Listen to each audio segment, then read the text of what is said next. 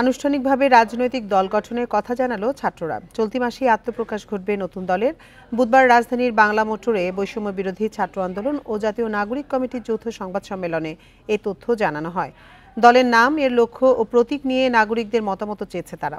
আপনার চোখে নতুন বাংলাদেশ শিরোনামে শুরু হয়েছে জনমত কর্মসূচি। New Zealand dairy, excellence in quality.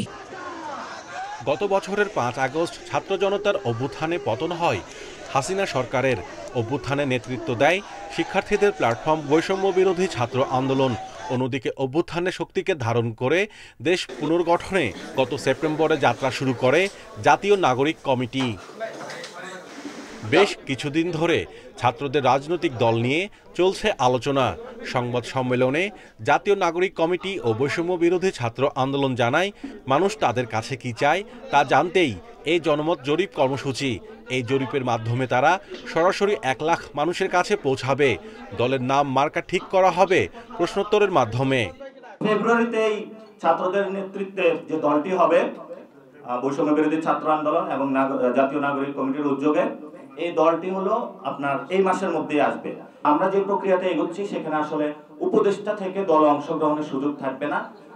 যদি দলে অংশগ্রহণ করতে হয় অবশ্যই উপদেষ্টার পদটা তাকে ছাড়তে হবে।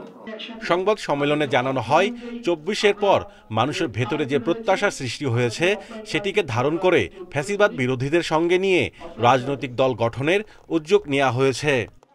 আমরা যে ফ্যাসিবাদ পরবর্তী বাংলাদেশটা কিভাবে দেখতে চাই সেটির জন্য আমরা মানুষের কাছে যেতে চাই এবং আপনার চোখে নতুন বাংলাদেশ স্লোগানের আওতায় পরামর্শমূলক উদ্যোগের লক্ষ্যে সারা দেশের সকল কমিটি ও তাদের কর্মীদের বিস্তৃত নেটওয়ার্কের মধ্য দিয়ে আমরা মানুষকে যুক্ত করব।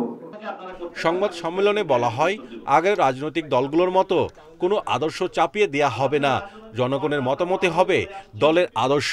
রাজনৈতিক জনগণ একত্রিত হয়েছে। Mahmudul Hasan, independent news, Dhaka.